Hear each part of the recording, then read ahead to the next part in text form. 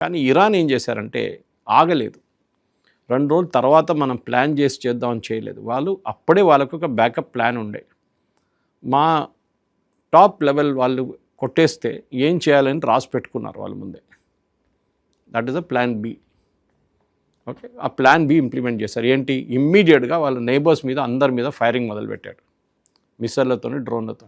ఒకటి ఇజ్రాయెల్ మీద కొడతారు ఎట్లయినా, అది కాకుండా Saudi Arabia, Kuwait, Bahrain, Khattar, even Oman మీద కొట్టారు కావాలని. సో అప్పుడే తెలిసిపోయింది వీళ్ళ స్ట్రాటజీ ఏంటి. అంటే వీళ్ళ స్ట్రాటజీ యూఎస్ని కొట్టడం కాదు, అది ఉందనుకోండి, యుఎస్ ఫ్రెండ్స్ని కొట్టడం చాలా మటుకు. ఎందుకంటే యుఎస్ ఏం చేస్తారు, ఆయుధాలు అమ్ముతారు. ఇదే సౌదీ అరేబియాలో అంటారు, చూడండి ఇరాన్ మీ మీద డ్రోన్లు ఫైర్ చేస్తున్నారు, ఆ డ్రోన్ అడ్డుకోవడానికి ఉన్న పేట్రియట్ మిసైల్స్ మా దగ్గర ఉంది, కొనుక్కోండి మా దగ్గర. Okay, one man's misery is another man's business అంటారు ఇంగ్లీష్లో. పాపం వాడు ఏడుస్తున్నాడు,